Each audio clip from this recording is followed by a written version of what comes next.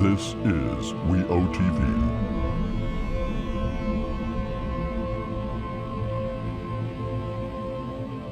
We're Eyeing Our World Television Network.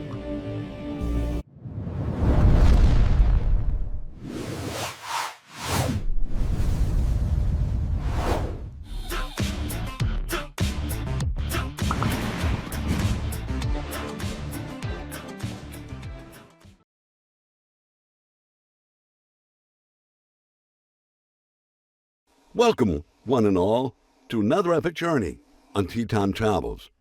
Keep your eye on the ball and your hands off the time dial. This is a place where golf holes outnumber rain cells. We have to get through. Here, golf carts become our trusty steeds, charging through the green battlefield. A world where birdies are, of course, celebrated, the eagles will always be glorified, and bogeys are, well, let's just say they're part of the game. Each episode, we traverse the globe and the ages to bring you the most stunning golf courses ever created across time and space. Let's tee off and find out where we play today on Tea Time Travels.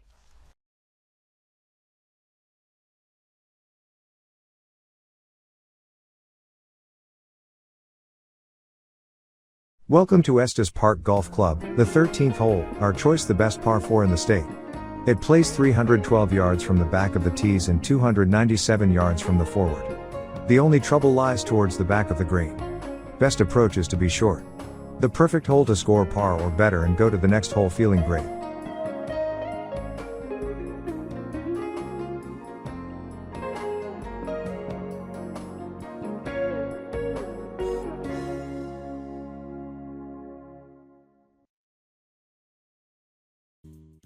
This is Tom Bianca, host of Colorado's Voyage radio program on 560 KLZ. This program is all about the businesses and lifestyles here in Colorado, and we do these segments where we feature some of the best golf courses in the state. And today we have one. It's at Estes Park Golf Course, and it's beautiful. It's one of the best mountain courses, so you definitely want to come up here. If you're in Denver, it's not that far. It's only about an hour and 45 minutes away, and you're going to experience Rocky Mountain golf at its best. And it's been around a while, and Mark Miller, who's joining me today, he's a PGA professional. He's been a fixture at this course for many years, and he knows this course. He knows how to play it, and he knows all about what you need to do when you come up here and play this wonderful facility. So today we're going to be featuring one of the best Go For par 4s in the state. And Mark, why don't you go ahead and let us know what makes this hole so special and what makes it such a good Go For par 4? That's great, Tom. Thanks, and thanks for having me on today and featuring our golf course. The hole number 13 at the Estes Park Golf Course, the 18-hole course, is a fun hole to play. It's got its challenges, but it's also very drivable for those that hit the ball about 300 yards. And those that don't, it's still a nice, fun hole. Birdie is definitely a good possibility on this hole for most levels of play. Yeah, it's pretty much open on the right-hand side, so if you want to play it safe, you can go and take your 5-wood and nail it out there. And if you want to take your drive, you can just go ahead and aim right over those pine trees and maybe fade it in, right? Yep, that is a good way.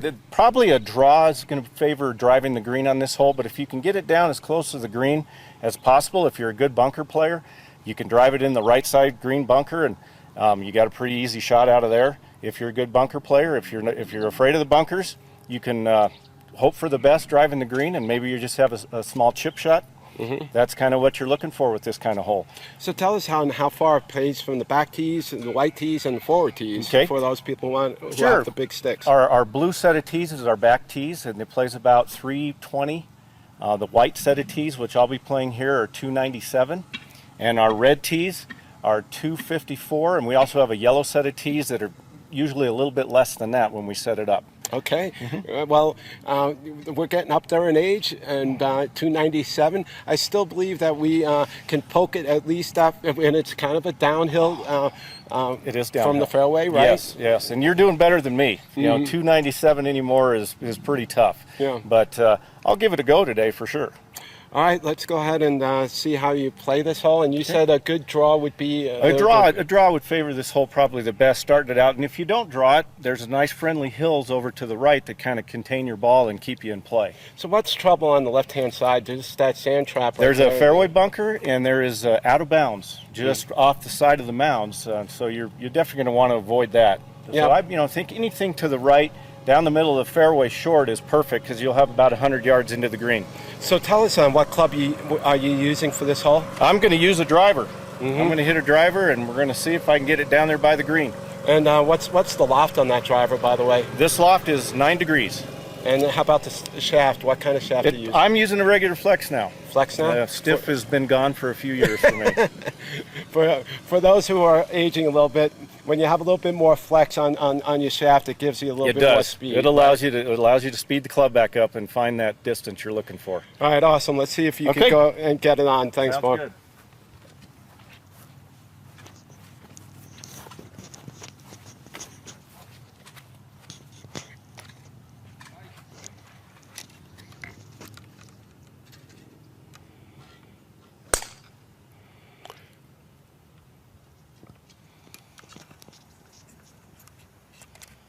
Okay, a little bit left, and I think it's going to be good. Yep, I think that was awesome, Mark. You definitely didn't really have to warm up that much. You went up there and your first swing, and boom. Well, I've pretty much lived at this course most of my life, so it's a friendly place to me, and hopefully it is to everybody else. So how'd you think you did? Is it pretty close to being on? I'm good, pretty close. I'm afraid I didn't make the green, but it'll be pretty close. Awesome. Let's go ahead and get down there and finish it out, and then you can tell us about how you work the green and how you approach finishing this hole out for at least a birdie. Okay. Okay, sounds good. All right, Mark. All right, let's thanks. go ahead and do that. Great, Tom. Okay. Mark, in our 50s, we can still poke it pretty good. Every now and then, the equipment's a lot of help. Yes. A lot of help. Yeah, it's as opposed to what it was back in the 60s. Exactly. Exactly. You know, I was going to have you tee off with one of those old Persimmons woods, but to see the difference on yardage. But we already did a show about that. But Yeah, it's incredible. It would have been way back there. Yeah. And the good old blades, right? Yep. So you just landed just to the right of the green and caught this green side bunker. Yes. Yes. But you're actually in a good spot because you're actually chipping or trying to do a sand save going into the right angle because it's pretty much uphill from here. Well, right? from here, and that's the deceiving part about this hole, this green is actually like a big saddle. So it looks like it's sloping up, but it's really not. It's really going to be pretty level or even sloping back a little bit. Wow, it does look like a lot of good ways to tell that on a golf course is you can go to the side of the green and compare it to houses or something in the background that you know is level, and you can really get a good idea when something's real deceiving, like our greens are here. Yeah, it's a relatively small green. How fast are they? We typically run them around 9.5 to 10 on a stimp meter, and so they're fairly fast, especially in the fall. So now you've got an opportunity. You're about 20, not even about 15 yards away, roughly, right? Right. Yes. And so it's a difficult, always difficult with the way that the greens are running. So how do you plan to get this out of the sand trap? Do you open up your stance and get a lot of? I will. I'll open up the club face quite a bit and open up my stance. Make a nice, easy, smooth blast shot out of the bunker, depending on the wetness of the sand. And today it's pretty wet, so I'll probably make a pretty good swing at it. But I'm looking to land it somewhere just on the fringe and let it trickle onto the green would be optimal. Yeah, so it's not a bump and run kind of an opportunity. Not necessarily. Yeah, no. with this particular. Well, we'll see. We'll see. So, what kind of loft do you have on your? I have my 56-degree sand wedge, and I'll probably open that up and create quite a bit more, just so I can get the sand moving the ball out of the bunker. Well, this is a good opportunity. I would like for you to chip this close, maybe in. Well, we'll see. All right. I doubt it. All right. Here we go.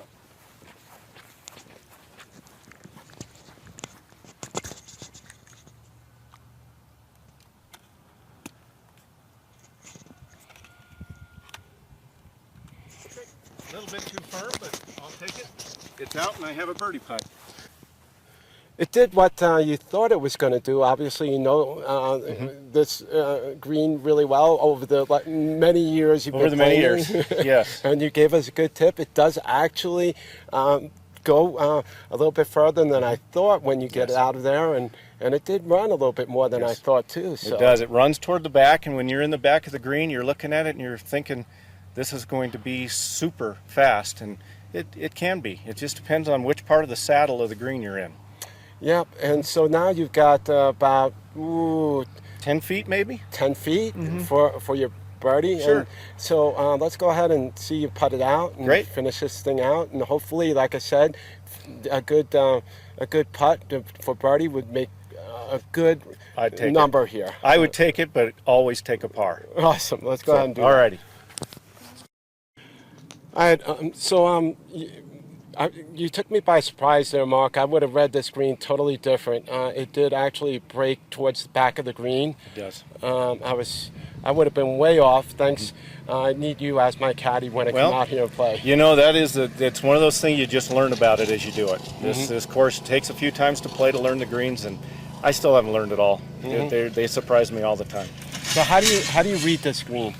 Well, I will get behind the ball, and you get down pretty low, you can start to see how almost this looks level and kind of goes back toward that hill. So it's very deceiving.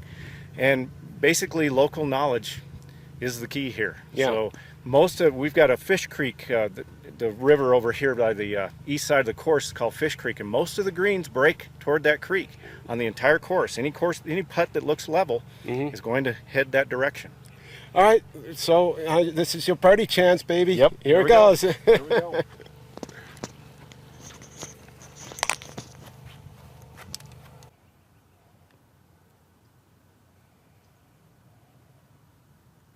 Oh! There we go.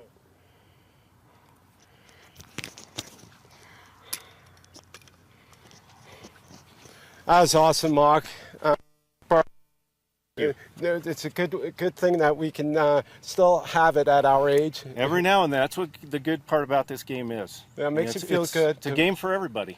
Yeah, it makes you feel good to birdie or go for par 4. Oh, yes. You were almost on this particular That was hole, close. just a little bit short, and good sand trap save for that birdie putt. There you awesome. go. Doesn't happen very often. I'm glad you filmed it. Great. Go ahead and tell us how they can book a tee time here at Estes Park. We take tee time 7 days in advance for any weekday, and Friday at 4 p.m. for the next weekend. So people planning vacations have a little bit of leeway to do that. You can go to our website, golfestes.com, and get all the information and phone numbers that you need. Our phone number to call here is 970-586-8146. Hit extension 0. You'll speak to a nice person in the pro shop, be able to make your tee time. And a lot of people don't realize this, but you also have 9 holes that's open all year round. We do. We have a Lake Estes 9-hole golf course down there by just down from the Stanley Hotel by the lake, and it's an executive par 31 course. It's a lot of fun to play, and the river runs through the Big Thompson River runs through the entire course. Yep, and again, if you haven't had the opportunity to go ahead and visit Estes Park, make sure you do so. It's beautiful, just right at the foothills of the Rocky Mountains. The elk come visit here. You'll have plenty of opportunity to see the wildlife, good food, great restaurant, full amenities, golf lessons, you name it, it's all up here. And you can go out and do a lot of other things associated with what Estes Park has to offer. And this is Tom Bianca from Colorado's Voyage. We appreciate Mark Miller joining us for the best go for par 4 in the state, number 13. And we appreciate the tip that he gave us on how to play this hole. And we'll see you next time on Colorado's Voyage radio program on 560 KLZ. Thanks, everyone. Take care.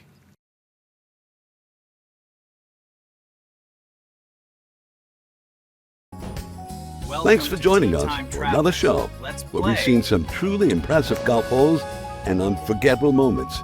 And remember, golf isn't just a game, it's a journey filled with glorious victories, challenging obstacles, and the continuous pursuit of the perfect golf swing.